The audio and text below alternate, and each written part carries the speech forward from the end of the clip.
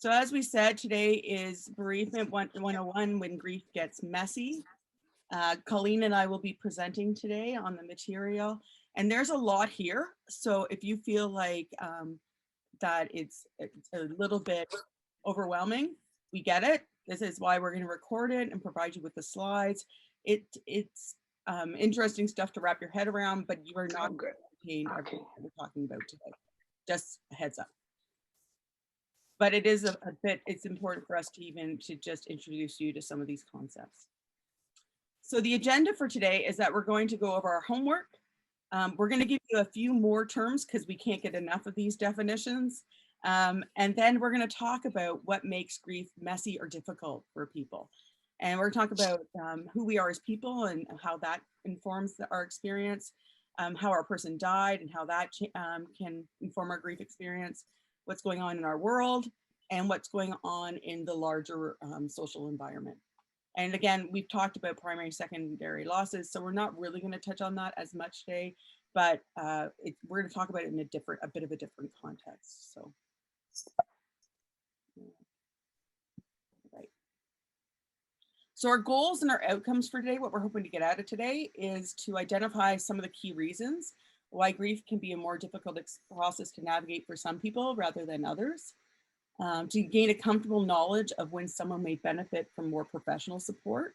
So we do not think that we are the be-all end-all of bereavement support for people, and that there's a spectrum of when we do need to introduce people to some other services and to help them through some other issues.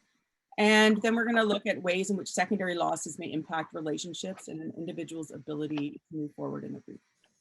And just a bit of a caveat, the work that we do in our community services programs, we really want that to be formed by being trauma aware and trauma informed. And we'll talk a little bit about why that is. We are really dedicated to providing equity-based care in our community services programs. And we're also just informed by that people's attachment, styles of attachment as children, and as adults really inform some of the ways that they grieve as well. So that's really important for us to just keep rooted in those values. And we'll talk about that and why that is as we move forward, and why it's really imperative for where we're at today, even with the stuff that we deal with in our geographical context. Okay, so I'm just going to ask, was there something that really struck you about going through, maybe 3 people can share. Is there something that really struck you about going through that exercise or what we learned last night? Well, we were in Group E and we had a late start, unfortunately, and we were just sort of getting into it. But what we were going on was about that assignment relating to primary and secondary loss and how we had experienced those, but not really labeled them as such, if you know what I mean. Like, okay. Yeah, and I think that naming it is a really important process, especially for the people we work with, because they might wonder why they're kind of stuck. It's taking them longer to move through. They'll feel stuck in their grief, and helping them to name some of those secondary losses, I think, is a really important piece of the work.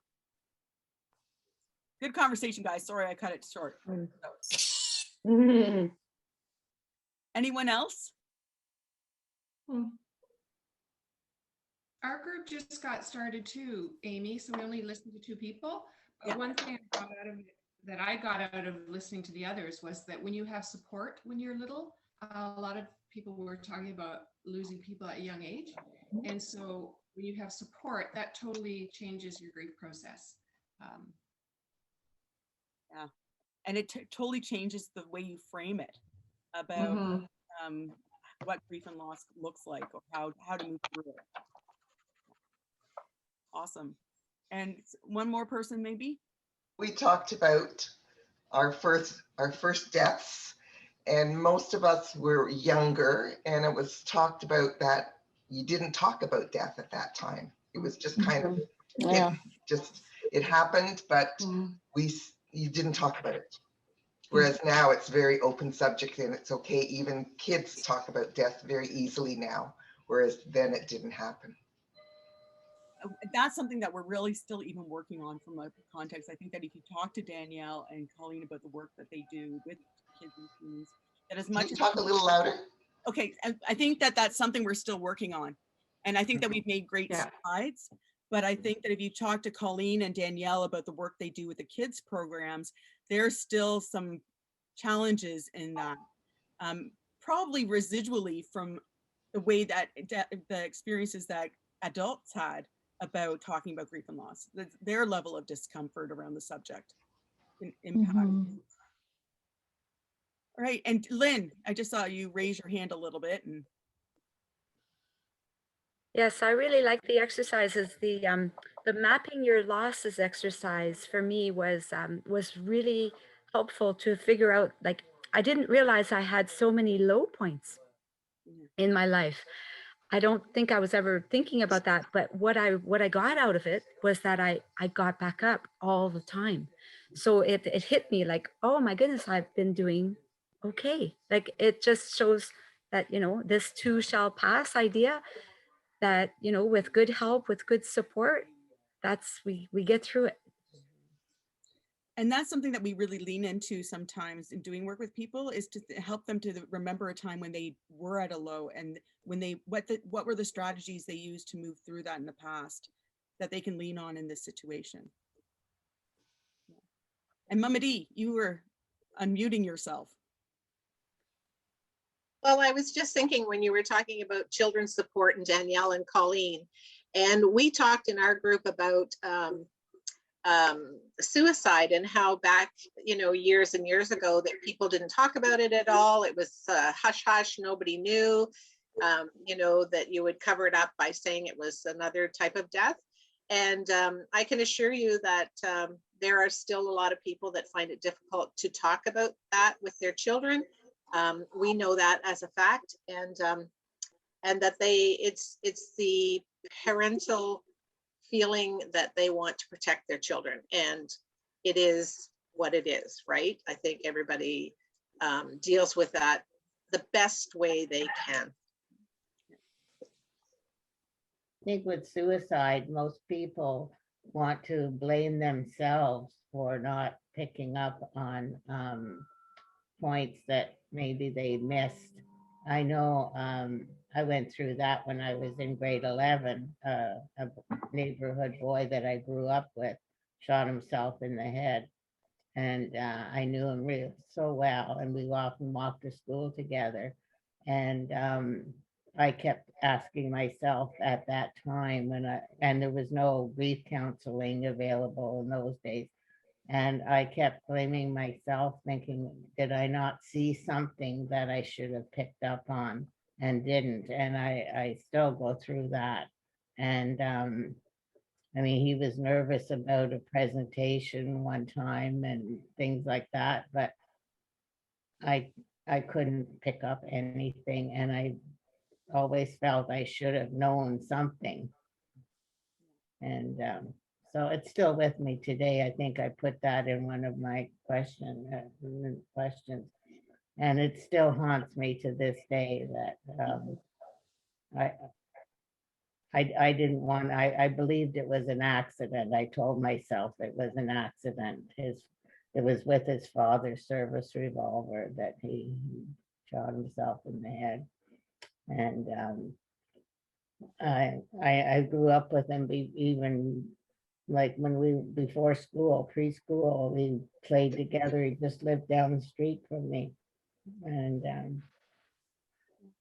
so I think that's a great segue into our presentation, Irene, is that, and I think that we're going to do some additional training on dealing with traumatic loss, which we're skin the surface of it today, but that's a whole other, you're right, it's a whole other probably full day training on how to deal with some of the issues related to that.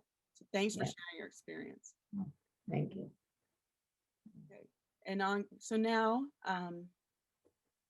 again, so like I said, well done, Irene, for leading us right into some of our next definitions. So we didn't touch on these last week because it really kind of fits more into what we're talking about today, about how when grief gets messy. And so traumatic loss is the grief that accompanies a loss that is unexpected. And it really is really complicated because it can have feelings of guilt and also shame, as well as it can involve trauma. So it again, it's kind of its own little thing that we'll do our own another training on. Complicated grief is a persistent form of intense grief in which term, but it is a term that we use sometimes. But maladaptive thoughts and dysfunctional behaviors are present, along with continued yearning, longing, and sadness, or preoccupation and thoughts of the memories of the person who died. Complicated grief is not, so we really, like we said last week, grief takes as long as it takes. And that is not the indication of when something is complicated. Complicated is when, and we'll talk about it, it's kind of intertwined with depression. It can be intertwined with trauma. It can be intertwined with a whole bunch of things. And the way that people are coping with it is actually is detrimental to their own well-being. And then ambiguous loss is a loss that occurs without closure or clear understanding. So an example of ambiguous loss would be the losses that are experienced along with Alzheimer's, is that you are losing the person slowly and it's not predictable what next, how this will kind of go down. And you don't know how long it's going to take, right? So you don't know when the losses are going to occur. You don't know how long it's going to be. Another example of ambiguous loss is, and we've dealt with this in the past, is when there's no closure to how the person died or if the person is dead. So when you think about the concept of the missing Indigenous women, who they're just gone and we don't know what has happened to them, that is an ambiguous loss for those family members. They have no closure. They don't know. There's that kind of tension between hope and grief. So it is constantly in that stage of questioning about, and it's not really, and as we had talked about, it's a really disenfranchised grief, because we have ways to move through grief and death related, or grief related to death. But when there is not that finality of knowing the person has died, we don't have a funeral. We don't have condolence cards. We don't do any of that stuff to help people mourn. So we asked you to do those exercises, that homework, because we wanted to kind of set the stage for having a conversation about how we come to this work. We come to hospice and to even our own grief experiences with our own stuff. We're not blank pages. We're not all at the same starting point or at when we experience a death or a loss. And so we need to be aware of where we sit and what we come to the table with, so that we can be more present to other people and their stories. So I think that this might be, yeah. So some of the examples of what we bring to the table is whether or not we were caregivers. So we know that if people have been involved in a caregiving journey with that person who has died, they're not only grieving, sometimes they're not just grieving the loss of that person, they're also grieving a loss of identity about their role and what has filled their days.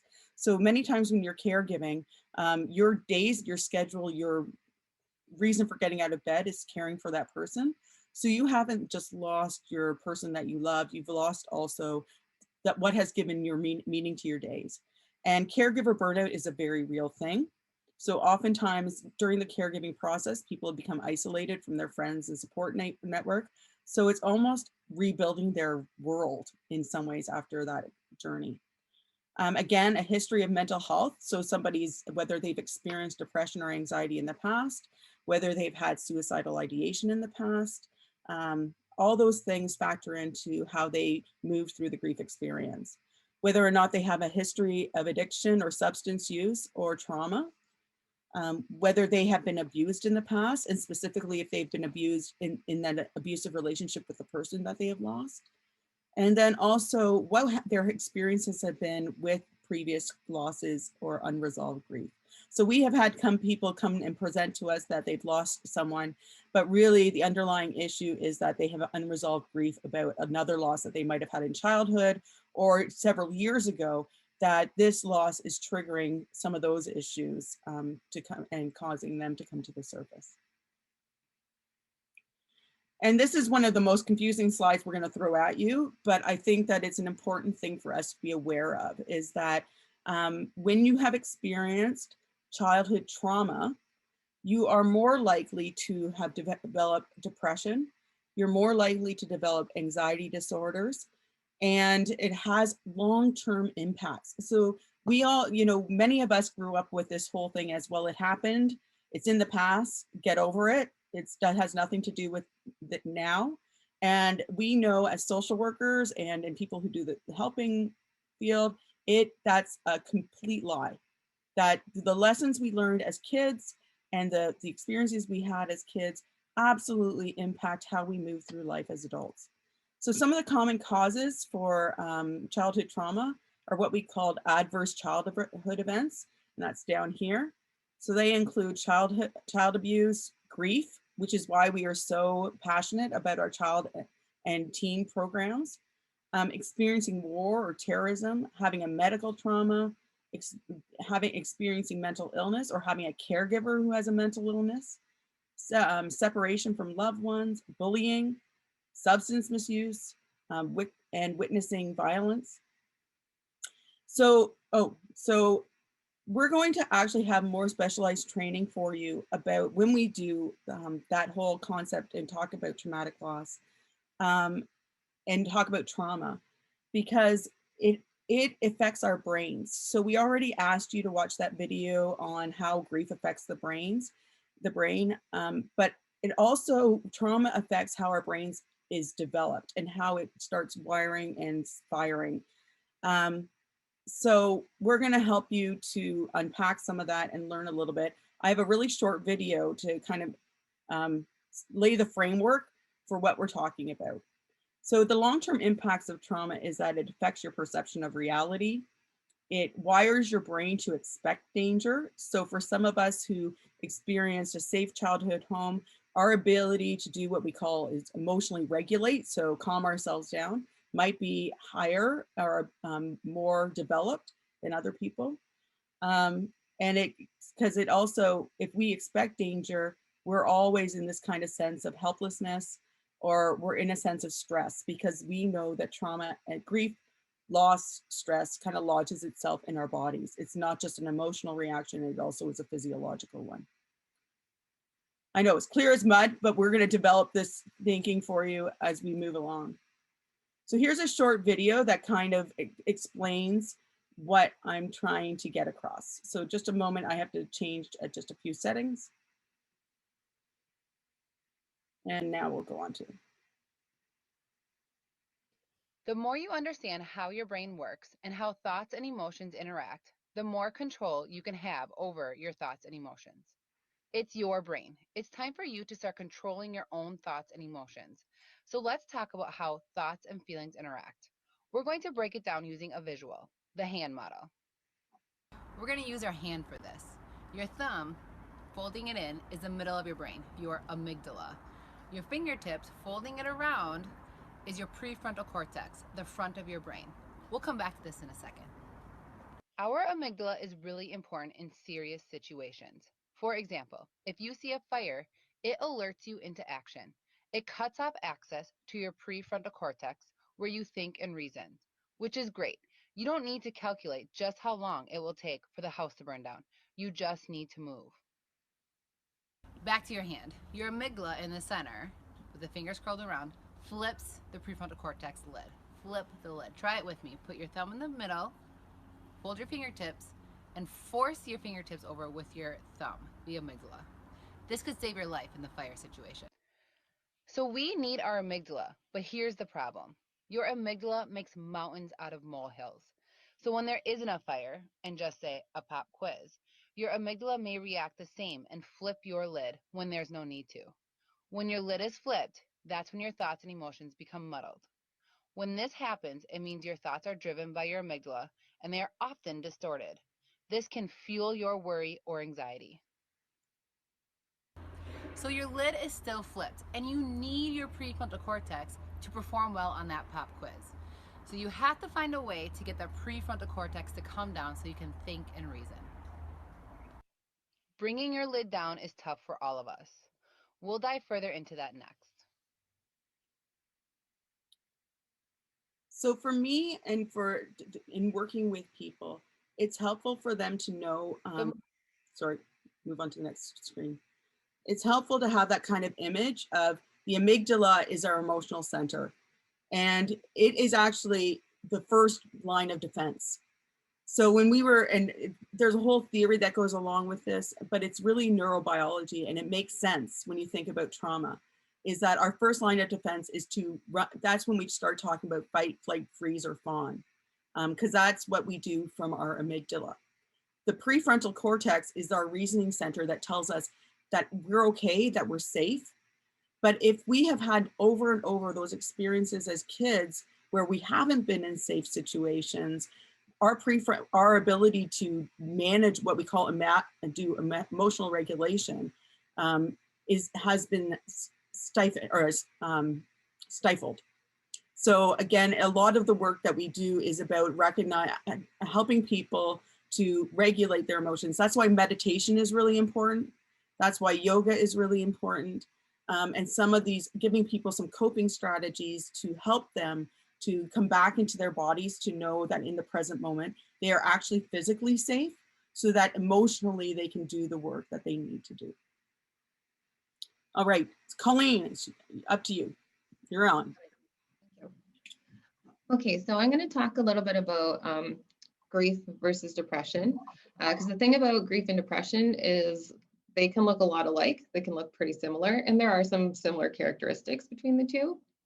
But they're like, for instance, there can be great deep sorrow when you are grieving, as well as when you're feeling depressed. But the big difference is that grief is kind of a natural reaction to somebody, like to a loss. And with this grief, like with the journey of grief, there can be a lot of healing. The thing about depression is that it is something that a lot of the times requires a diagnosis and seeking treatment, because it's not something that kind of goes away. And without treatment, it can be life-threatening illness. So some of the key defining distinctions between the two is with grief, there is an identifiable loss. So it doesn't have to necessarily be about like death, but for this case, it kind of will focus on death. But again, so it can be like, again, focusing on the loss of that person. And then with depression, there could be a specific loss, but not necessarily. Sometimes it can just be, you wake up one day and you're just not feeling good. And then that not feeling good can last for a little while. With grief, the person's focus is specifically on the loss. And then with depression, the person's focus is on the self. So it's just kind of wallowing in that depression and not knowing quite sure how to get out of it. With grief, there's a fluctuation between the ability to feel pleasure. So some days, grief is really tough and it'll be hard to get out of bed if you can get out of bed. Where other days, like you can feel like it's manageable and you can feel some pleasure. Whereas with depression, when you're having an episode of depression, it's hard no matter what. Like the world just seems bleak. Everything feels sad. And again, going back to like not really knowing what's going on, like you can feel hopeless. With grief, there's fluctuating physical symptoms. So as we kind of talked about last week, we know that grief impacts us like mentally, physically, emotionally, spiritually. But it doesn't mean that every day you're kind of going to be experiencing those symptoms, or some days you may experience some, but not others. Whereas with depression, there is a prolonged and marked functional impairment. So you can kind of, the day-to-day functions like getting up, showering, making lunches, going to work, that can be drastically impaired for extended periods of time. With grief, the closeness of others is usually comforting. So we know, again, it's good to set those boundaries, and it's okay if you're grieving to take time just for you. But oftentimes, like connecting with people, with a community of people that get you or your people, can be a source of comfort and can kind of be healing and help you feel like lift your mood a little bit. With depression, there is persistent isolation from others and self. So even sometimes it is the person's choice. Because they're feeling so depressed, they just do not want to be around others. And then that just kind of further kind of gets them into a more depression, if you will. With grief, you're able to feel a wide range of emotions. So as we showed last week with that little dip there that Amy showed and the big scribbles in the middle, how you can experience literally everything all at once, or it's just minute to minute even. With depression, you're just kind of have fixed emotions. So you can, again, it's not always kind of even just despair. Like sometimes it's just being caught in a negative mindset and just really struggling to get out of that. Like again, that feeling stuck. With grief, may express guilt over some aspects of the loss. So maybe they wish they spent more time with the person, or they wish they were able to take that one last trip and they feel guilty that they weren't able to do that. Where with depression, they just kind of feel guilt about everything. And especially if they live in an unsupportive environment, that guilt can really just kind of compound their depression. With grief, the self-esteem is usually preserved after the loss. Like absolutely, your well-being can be impacted, but your self-esteem remains intact. Whereas when you're feeling depression, even if you have really good self-esteem while feeling depressed, it takes a hit, and people will feel like will experience feelings of worthlessness, and self-loathing is really common. Just telling yourself you're not good enough, and that no matter what you do, you're just kind of a pain to be around, just things like that. With grief, the thoughts of death are typically related to wanting to be reunited with the deceased loved one. And that's natural, right? We had that person in our world for so long and we want to be with them, but it doesn't necessarily mean that we want to, that we're going to kind of take our own lives to be with that person. It's just that it's that yearning because they were in our world.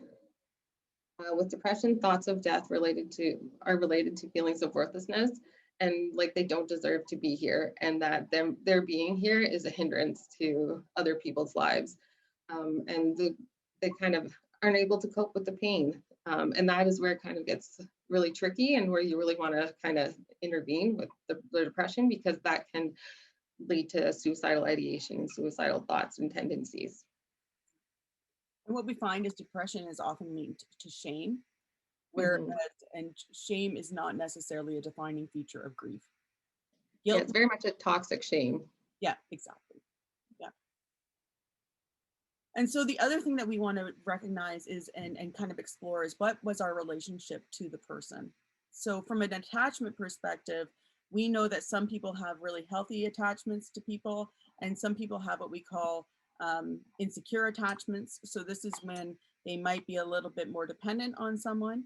So we see this often, where we see this and often in some of our partner loss groups, where their person has become their person and to the exclusion of other people. So they don't necessarily have other friends or family members that they're close to, that their person was the person that they shared all their intimate secrets with, who they did everything with them, which is a beautiful thing in some respects. But when it comes to death, that means that they have literally lost their entire web of support underneath them when their person dies.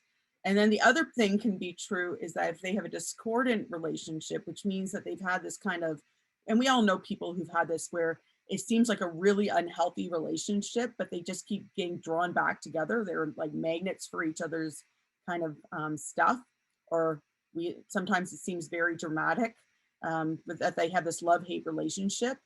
That can also lead to some complicated grief, because they might be grieving not just the good parts of that person, but also they can actually miss some of the dynamics that goes along with that. So I use for an example that if you have a person who has been kind of your arch nemesis for your life and they die, is that where does that animosity go? How do you resolve that animosity after that loved one dies? It's almost a secondary loss in that case.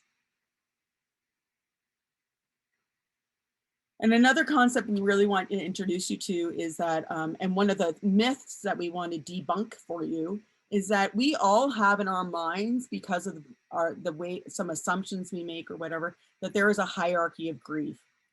And we all do this. So for instance, I have actually heard people say, well, my loss is the worst because I've lost so-and-so and this and that, or that must be the worst kind of loss.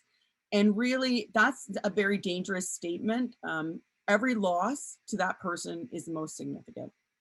And so by saying that this is the absolute worst loss and my loss is worse, it first of all, it kind of creates this narrative that I'm beyond hope.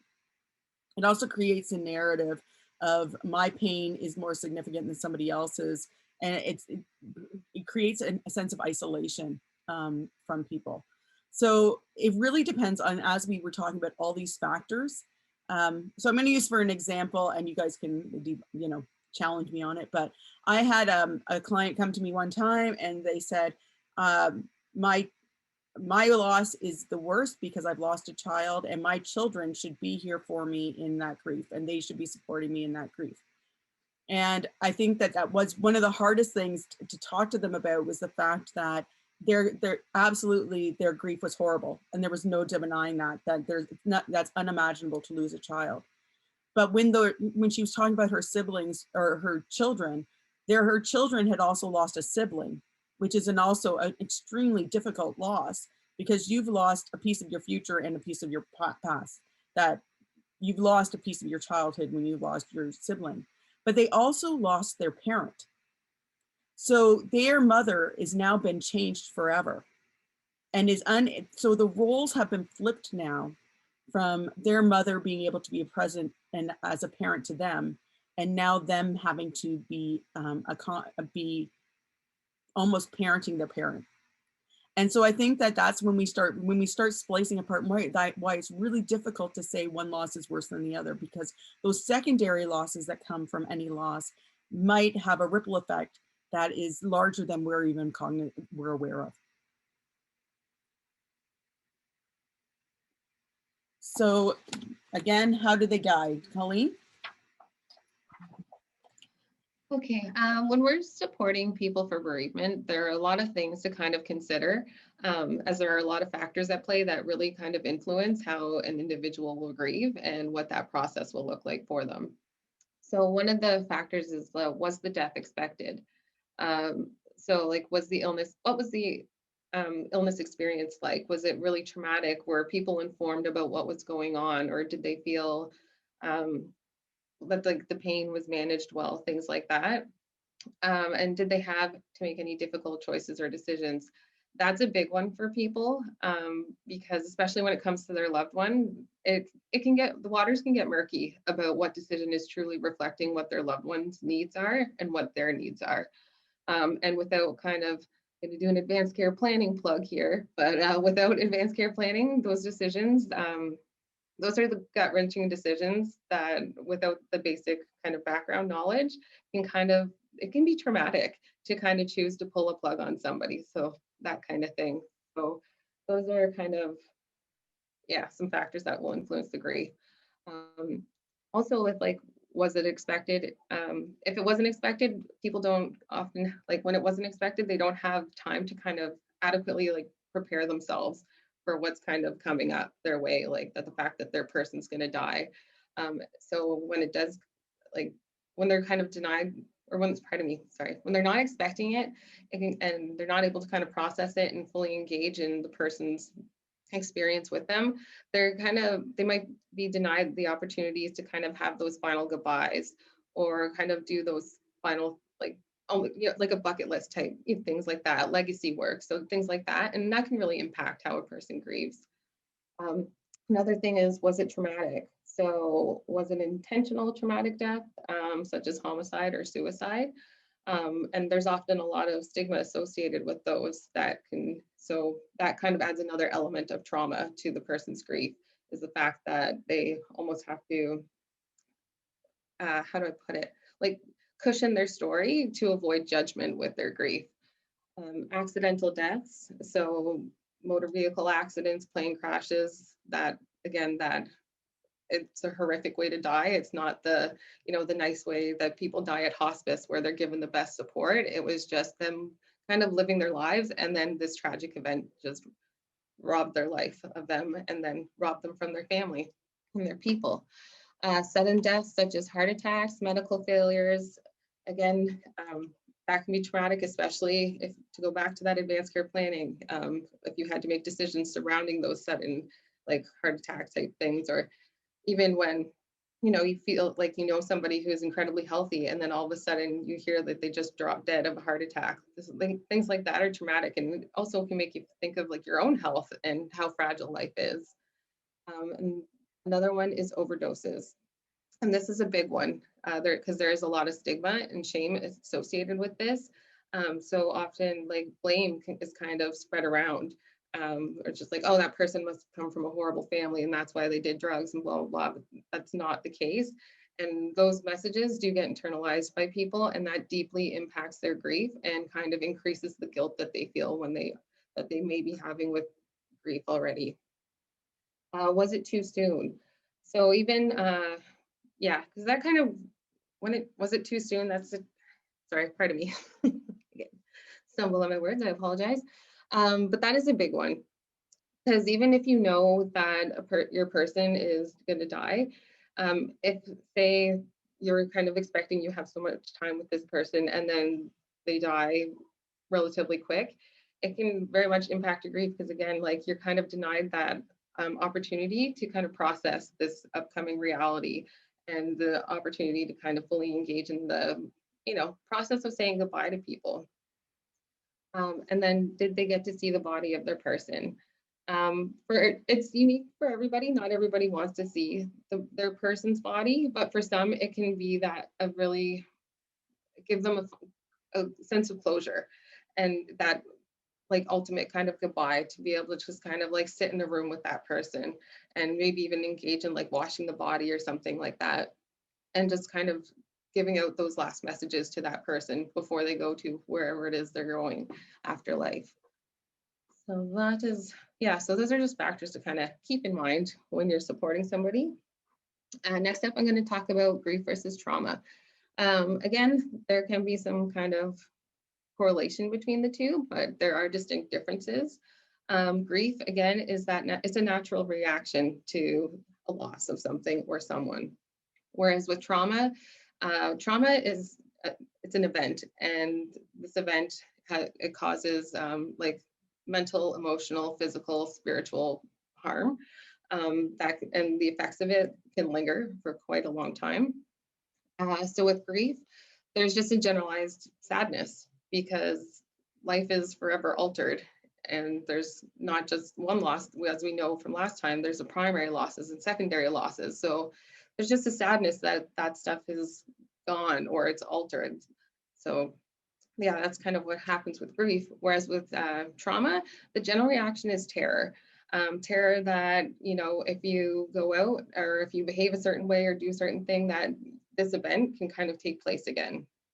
So there's a lot of fear when trauma is experienced, and a lot of avoidant behaviors to try to make sure that that doesn't happen again, or to avoid the feelings that come up when triggered. Grief reaction stands alone, so it is very much just related to the loss. Whereas trauma reactions generally include grief reactions, but there's a lot of triggers and things like that that kind of can prompt like episodes where you feel like you are reliving the trauma in and of itself.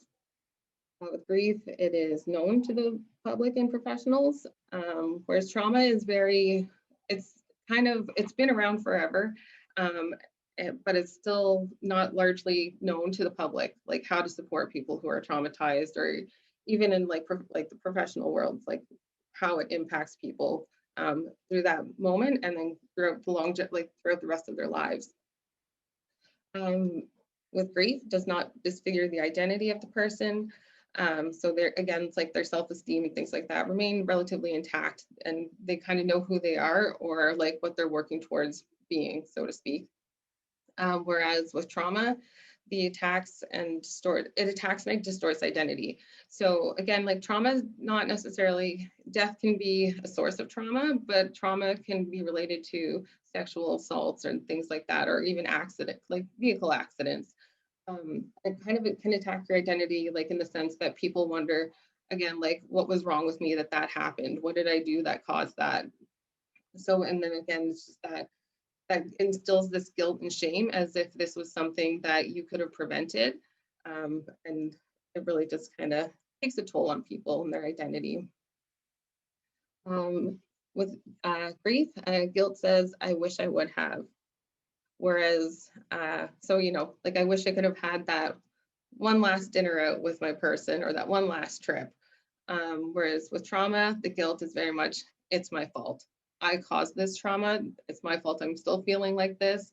And it's just, they're instilling that they're very flawed individuals when that's not the case. They just went through something horrific that overwhelmed their system, if you will. With grief, dreams of, they can have dreams of the person who died or was hurt, but they're not necessarily distressing. Like you can have them, they can be upsetting, but they're not going to, it's not like we're with trauma. You're kind of, sorry, I mixed that up, I apologize. So yeah, you can have dreams of the person who died and dreams that they were hurt, but they're still in your world. Whereas with trauma, you have dreams of you being attacked, you dying, you being hurt. And when you wake up from those dreams, it can be really triggering and kind of alter the rest of your day. With grief, pain is related to the loss. So again, that mental, physical, emotional, spiritual pain, it is all specifically related to that loss, whether it's a death, breakup, job loss, move. Whereas with trauma, pain is related to tremendous terror and sense of powerlessness and fear and loss of safety. So safety is huge. And when that's violated, you live your life in a very different way. You're very guarded, or avoidant. So and then you just live your life in fear, essentially. And then with grief, anger is not destructive. So absolutely, like people can experience feelings of anger, like, why did this happen to my person? Why did it happen to me? Like, this isn't fair. We had all these plans, but it's not harmful to themselves or to others. It's just a general, like, why? That's normal. It's okay to be angry.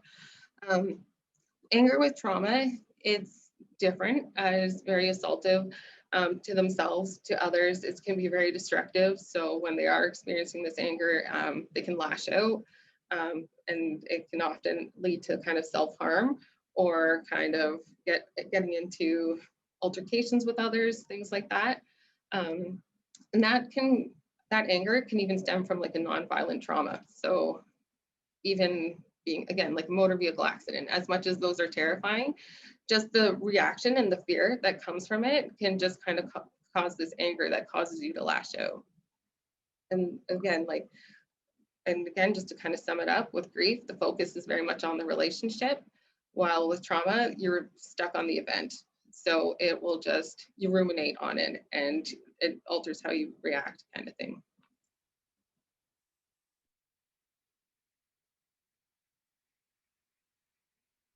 That's me again, I apologize. So another thing to kind of keep going, to keep in mind of when you're supporting people is what's going on in their world. Because as we know, when we are grieving, the world is still going on, life is still going on. So some things to kind of keep in mind, have they experienced multiple losses? Were they able to grieve those other losses? Or is it kind of just going to be bubbling up with this particular loss that they've recently experienced and kind of amplify their grief or influence how they grieve?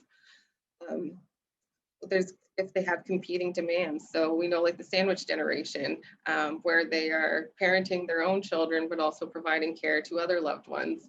That can cause a lot of stress. And especially if you're grieving, it can really just kind of amplify your grief. Is work supportive? Does it kind of provide adequate finances to kind of cover the cost of living? Financial pressures. So again, is the job, like if they have a job, is it paying them well enough? Are they able to pay their bills? Do they have debts that they have to worry about? Things like that. And then even with like inheritances and things like that. So settling the estate. Often with grief, It can bring out the best in people and it can bring out the worst in people, especially when it comes to the estate and things like that. So keeping an eye of like, is there a lot of family dynamics at play trying to get this resolved? Are there a lot of politics going on, whether it's with the banks or insurance companies, things like that? Instead of just adding extra stress to a person who's already, going through something incredibly significant and tough. Have they experienced non-related deaths recently, such as the divorce? Because we know divorce is one of the most significant stressors a person can experience. And when you add grief, it can just complicate matters and lead to complicated grief, so to speak. And then employment. So have they lost their jobs? Because that, again, comes with another multitude of stressors that can add to grief, such as, am I going to be able to keep my home? Am I able to keep clothes on my family's back, feed them, that kind of thing? Do they have other health related issues? It's not like people that are grieving, their immune system is quite compromised. So they're more susceptible to different illnesses. But for some, like they already have pre-existing issues, like do they themselves, like have they found a lump that they're just not sure what it is? Or do they have COPD, like things like that? Things that are, again, can even almost make them think of like their own fatality and their own death, because that can really alter one's grief. And then the last is life changes. Are they getting married, having a baby, moving? Again, those are all kind of happy events, but they are also quite, they're quite stressful. And when you're grieving, getting married and your person has just died, it really can just kind of take away from that experience. Like, oh, I really wish that person could have been there, or instill like a sense of guilt, like, should I be getting married without them being here? Or should I postpone it? That kind of thing. Having a baby, especially, if it's parent loss, just as much as that's a joyous moment, it really just, you feel that loss even more in that situation. And then moving, it's a big life change. And if you don't have your people there, it's kind of like you're moving away from the area, especially if, you're moving away from a town where you lived with that person. It's almost like you're saying goodbye to that chapter of your life and you're losing those roots with that person. And it's huge. So, yeah. And then also what is going on in their social world. Because again, life just keeps going. The world keeps moving, even while we're grieving. So what is going on in the world? Are they grieving in a time of upheaval? So right now, grieving through COVID, it adds just an extra layer of grief because we're grieving the people that we've lost, but we're also seeing death on a mass scale, and it's traumatizing and it's very upsetting. And then social support network, are they socially isolated? Whether it's perceived or like an actual fact that they're just isolated. Do they have access to supports? Do they have access, do they have somebody that will kind of come spend time with them if they're not feeling well? Do they have those people that they can be safe with their grief? Is their loss recognized? So again, that disenfranchised grief, like if it's an ex-partner, it's just like, well, why are you still grieving? Or why are you even grieving that person? You're not with them anymore. You still love them at one point. So it is going to cause an emotional reaction and impact your well-being. And are their friends and family supportive or avoidant? It's huge, because these are your people and they're kind of how you build the foundation of how you deal with stress and how you manage things and cope. And if they're supportive, then you very much can, it kind of can help lead to more healthier grief. But if they're avoidant, it can again contribute to that feeling very isolated, even in a world where you're with people. And that can kind of complicate grief. Family dynamics, is there conflict?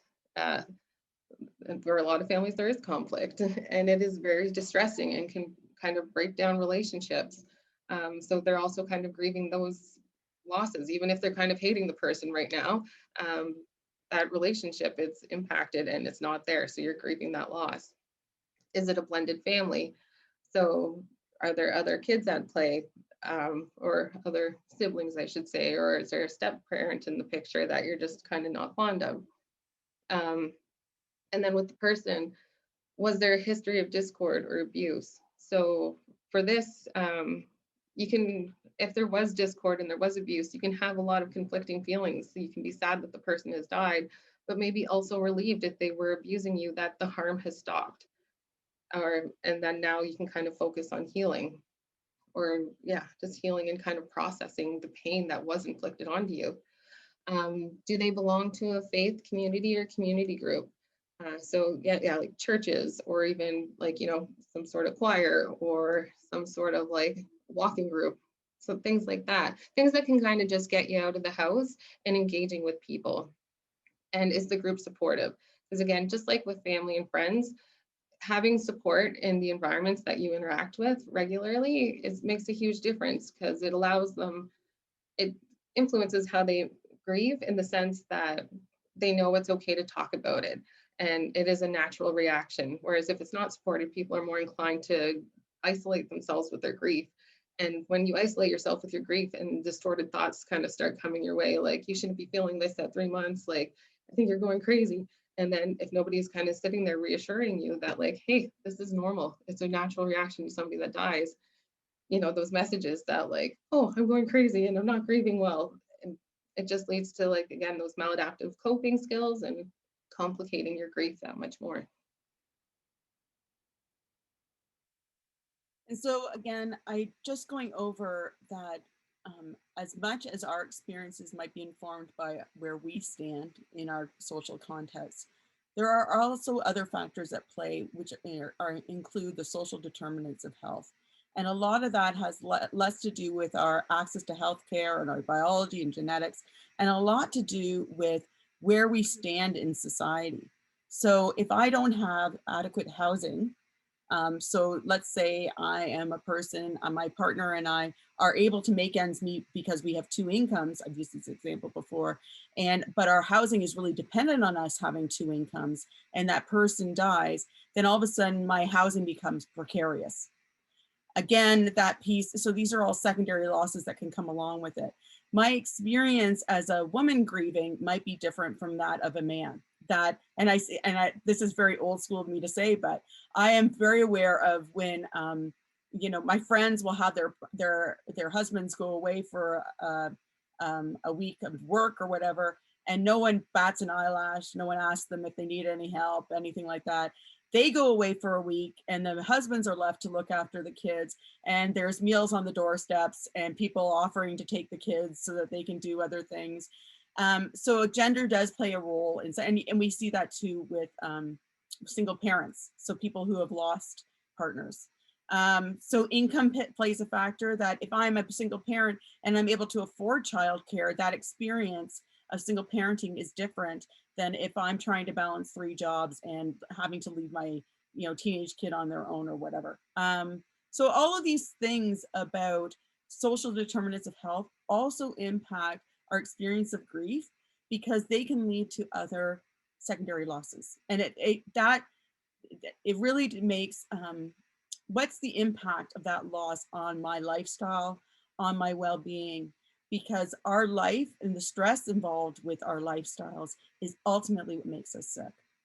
And so you can see that from one of the major things we've talked about is that piece of a social safety net. But also social exclusion can also impact our health. So if we have a safety net, that means that we have a better chance of not only moving through our grief in a healthy way, but of staying healthy. But if we experience stigma, and that's why we talk about those stigmatized losses, that if those things are disenfranchised, if we've experienced disenfranchised loss, grief, and people aren't there to support us, or are actually judgmental of our losses, then that actually puts us at risk of having poorer health outcomes. That the stress of having to carry that shame and guilt and lack of support can set us up for other health problems.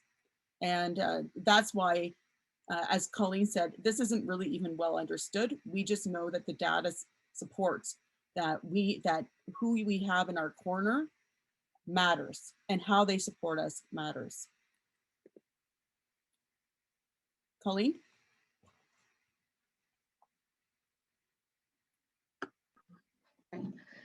Yeah, so I know we've talked a lot of about the things that can kind of complicate grief and make it more intense or make it feel worse, or like in the factors that influence that. But there's also a lot of strengths and protective factors that people have in their world and people possess that very much help them like adapt to their new reality without their loved one and like go through the grief process in a relatively healthy fashion. So for one, spirituality. Yes, like spirituality can be challenged when a person experiences the loss of a loved one, but overall spirituality, it kind of gives people like a sense of hope and calmness, and even like a, yeah, it's just like a secret, like a protective factor, that knowing that like they're, whatever you believe in, like your loved one can be somewhere really safe, not feeling in pain, that kind of thing. And then even just being within the church, like, or whatever kind of institution your spirituality is practiced in, just to be amongst people like-minded that'll support you through this. And yeah, spirituality is not a strong suit. Community and social supports. So that's a huge one. I always say that, like raising a child, you know how they say it takes a village to raise a child. I think it very much takes a village and a community to support somebody through grief and with their grief. So with community and social supports, you know, we can kind of, they can be connected to those communities and to those people and to those groups that will support them and help them while they kind of navigate what life looks like in the without their loved one, and like the stress that grief can cause. Confidence and ability to cope, and that's a big one too. Just being able to tell yourself that like, yes, this is hard, but I am able to get it, can kind of, when you internalize that message, yeah, grief's still going to suck, but it gives you that ability, that fight to keep going and take things day by day. And then, yeah, just again, like that ability to kind of, that confidence will carry you through your grief, and you'll feel healthy about it, and you'll be able to grow from it as well. And then just a balanced perspective of things. So yeah, absolutely. You know, even if it was like the loss was kind of traumatic and things were bad, if you're still able to kind of see the good in the world and see the good in things, and even the good that can kind of come with that person dying. And I know that sounds really weird to say, but even just the fact, like if your person was in pain and then once they die, it's like, you know what, they're not in pain anymore. And like they had good care. I did everything I could for them, that kind of thing. It kind of balances out the loss, if you will. So it doesn't make it feel so traumatic, and it doesn't make it feel like this all encompassing like experience of despair that your person has died. And again, just going into the piece of spirituality is that often that is how we frame our meaning about what makes sense in the world, what pain and suffering are all about, why things happen. And just, so I think that everyone, I would say that everyone is spiritual, even if they're an atheist. I think that we all have a worldview, and our worldview really shapes how we perceive grief and loss. And that, again, going back to just that confidence and the ability to cope is going to what Lynn spoke of before, is that resilience is, I've been here before. I have some coping strategies. I may not have them at the tip of my tongue right now, but, or right on the top of my head, but I can do this. And that's what part of our work is doing, is just diving into, helping people to dive into this stuff. And so just diving into, what happened there? Anyways, I'm going to take this off. Your homework this week, should you choose to accept it, is to, it's kind of fun and kind of not so fun. So you get to have a movie night. And I would like you to choose a movie that has to do with grief and loss. It's not hard once you start looking through that lens. I once tried to find a movie to watch with one of my bereavement groups because they thought that they needed a lighter day or a lighter session. And it took me hours to weed through to find one that had nothing to do with grief and loss. So pick one. And if you could just reflect on it, note with some of the tools that we've given you, some of the information that we've given to you, because I think a great one from years ago is Ordinary People. Years and years ago, I actually had to use that one in my social work class. That tells you how old I am. But I think that another one that I think is, what's the town by the sea? Manchester by the Sea is another one that is really good. But I think that just pick a movie that you're interested in seeing, that you've been maybe put off seeing, and get some popcorn and then do something for self-care afterwards, because grief and loss, even when you watch a movie on it, can be quite heavy. So that's your homework. And then I would ask you to reflect on it in CrowdStack. My homework for you, Colleen and I will be working on and Doris, we're going to work on some how to use technology videos for you so that you can feel a little bit more confident in using CrowdStack and in using Zoom moving forward. And we are looking forward to all the insights that you have for us. And now I'm just going to open it up for some questions, because we did finish a little bit before our scheduled time. So any questions for us?